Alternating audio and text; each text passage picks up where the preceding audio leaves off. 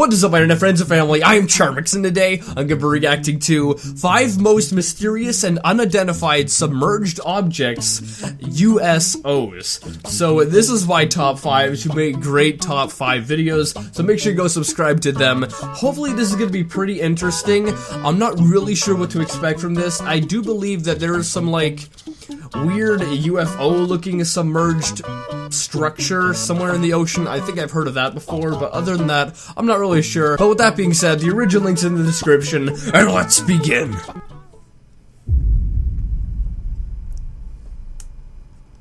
When we think of other life forms visiting Earth, we all think of the thousands of UFOs that have been reported, and the many people who claim to have been abducted by unidentified objects from above. But not all sightings happen from the sky. There are some interesting stories of crafts being spotted in the ocean. These I think this is what I was thinking of. Submerged objects. And with so much of Earth being made up of water, it makes sense that if another life form has ever visited, why wouldn't they land in the ocean? After all, if they had the technology to reach Earth in the first place, then their crafts would most likely be able to do so. So, from an unidentified object in the water that was fired at by the Norwegian Navy, to one of the most credible pieces of footage ever caught, of an unknown craft entering the ocean in Puerto Rico. Here are 5 of the greatest UFO sightings and reports ever documented. Norwegian USO. In November 1972, there were reported sightings of a possible Russian U-boat travelling at high speeds in the Sognefjord in Norway that was disappearing below the surface. This was during the height of the Cold War, so the sightings were concerning enough for the Norwegian military, along with NATO forces, to participate in a 30-plus vessel 2-week surveillance of the area. Since the Sognefjord is the deepest fjord in Norway though, being up to 4,300 feet at its deepest point, there were plenty of places for the submarine to hide. However, the Norwegian Navy were well used to tracking Russian subs and using specialist equipment to try and force them to the surface. But this was something different. It wasn't something they were used to seeing, and despite the information remaining a secret, it was clear from the start that this was not a Russian U-boat, but a USO. When they eventually located it, it surfaced and was described as a massive torpedo-shaped silent craft. The Navy desperately tried to fire at it, but it kept submerging. They even tried depth charges, but nothing was stopping it. In the end, they decided to block off the ford to force the craft into shallow water. 10 days later, the craft was seen heading towards the southern tip of the ford. Then 15 minutes later, it was spotted again by 5 police officers further down on a small island. If this was the same craft, which is presumed it was, it would have had to have been travelling at 124 miles per hour. With the technology at that time, no submarine was capable of anywhere near that speed. A couple of days later, the USO had finally been pushed into shallow water, and the Navy fired anti-submarine missiles at it. These were capable of causing a huge amount of damage, however, this craft carried on completely unscathed. It then disappeared from the Navy's radar and has never been seen again. This incident sounds very hard to believe, but although most of the information remains classified, we know it did happen. What is known, apart from everything I just said, is that during the 2-week surveillance and tracking of this USO, there were several reports of aircrafts experiencing malfunctions with their electronic equipment while flying over the fords. Whatever was in that water in 1972 was not something the Norwegian Navy had come across before, and judging by their reaction, they recognized that this was not just a Russian sub, but something that even to this day is unexplained. That is very interesting and very cool, and I really wish that was it Norwegian government? I really wish they would, put out documents talking about this particular situation, because it would be very interesting to, see what they know about it. Lake Baikal. Situated in southeast Siberia, Lake Baikal is the oldest and deepest lake in the world. It's an estimated 25 million years old, and at places is 1,700 meters deep. It's also known to be very mysterious, and over the years has been the site of numerous UFO and alien sightings. Take this image from NASA for example, that many believe shows an alien craft under the ice. But the most bizarre of all these reports came in 1982 during a Russian military training dive, when the divers encountered huge human-like underwater creatures swimming in the lake. They were around 3 meters long and were wearing tightly fitted silver suits. Wait, I've seen this image in another Top 5's video. They did not appear to have any kind of diving equipment, despite being 50 meters deep, but were however wearing helmets that completely covered their heads. Then something even stranger took place when the military commander decided to send 7 divers in to capture one of these things.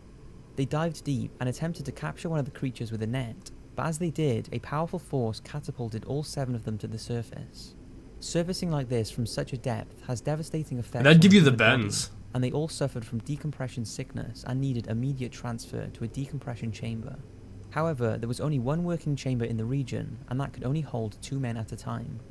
In desperation, they put 4 of the divers in together in an attempt to save their lives, but this apparently resulted in the death of 3 of them, and the others ended up with Is that an actual life-changing picture? disabilities. The military decided to abandon any further attempts at capturing the unidentified submerged objects, and the whole event remained classified until very recently. I know this sounds hard to believe, and there are some conflicting reports on whether it's true or not, but since the military have not, and probably never will, release any hard information, only we can decide what we believe. That is very weird, and I don't really know what it could possibly be. It's a bird! It's a plane! It's John C. When we think of UFO reports, most of us think of the last few decades, but sightings go back hundreds of years, and that includes USOs. One of the most documented old-school USO sightings is that of the crew on board the Santa Maria and Pinta on October the 11th, 1492. It was first spotted by Christopher Columbus at around 10 PM in the Bahamas, who woke the others, who also confirmed what he was seeing. He wrote exactly what he saw in his journal, but the truth is that Columbus's original journal is long lost. Now, there are several interpretations of it with different accounts of what he saw, and they all do follow a similar theme. It's clear that Columbus and his crew saw something, and it was almost definitely a light of some description that moved up and down, reappearing and disappearing into the sea several times during the night. Columbus was apparently convinced that it was a sign that land was close, and the light was from natives living on the island, although others on board disagreed. Columbus was right though, they were close to land. About 4 hours after the first sighting, the crew reached the empty island of Guanani in the Bahamas, the first land he sighted on his discovery of the New World, leading some to think that it was alien life checking out the island before he did. Others think it could have just been shooting stars or bioluminescent fish. Oh, so they were actually traveling towards the light. Like, for a second, I was thinking that the light was, like, on the side of the ship, so they were just looking at the light and then thinking that was a sign of land, which doesn't really make any sense. But if they were going towards it, then it would make a little bit more sense. However, it really doesn't sound like what Columbus thought it was. What makes this sighting so interesting is that it was so long ago, 1492. I doubt it would have even crossed the crew's mind that it could have been a craft from another dimension. After all, the technology for aircrafts, or even lights as we know them, was not even thought of at that time. So could this have been an early sighting of a USO that was bobbing in and out of the water near that island? I guess we'll never know for sure, but it's certainly an interesting historical story. Shag Harbour. This next incident was reported on October the 4th, 1967, when a large unknown object entered the water at Shag Harbour in Nova Scotia, Canada. Eyewitnesses claim that it was around 60 feet long and had been hovering around with flashing orange lights. It then tilted at a 45-degree angle and entered the water. There was around 11 witnesses who can verify the incident. One of the first was a local resident called Laurie Wickens, who was driving along the nearby Highway 3 with a group of friends. Initially they thought it was a large aeroplane, but after stopping and taking a better look, they realised it wasn't. The object had a yellow light shining from the top, and a loud whistling noise was heard, along with other loud bangs and strange noises as it entered the water. Other witnesses confirmed the same sightings, and the Canadian Coast Guard went to investigate. But by the time they reached the area, all that was left was a yellow foam on the water. No debris, body, or survivors were ever located. It was as if the craft just disappeared into the water.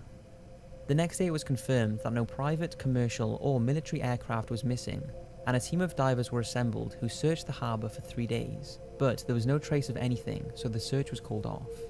However, it's long been speculated that there was a second, far bigger search conducted, involving US and Canadian ships that carried on for much longer.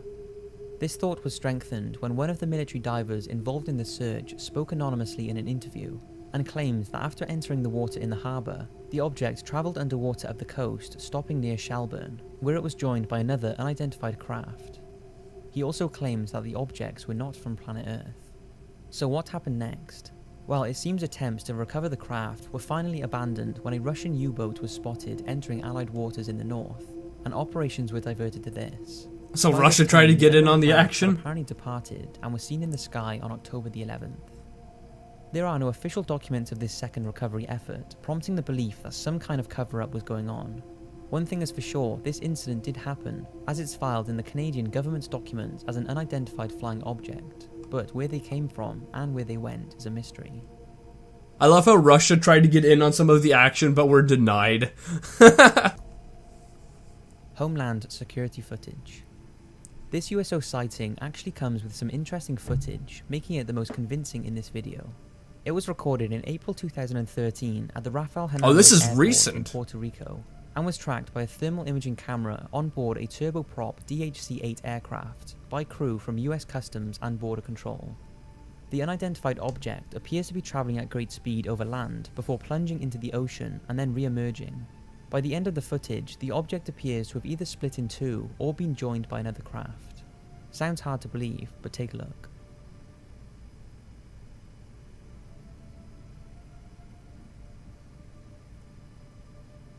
That's very cool.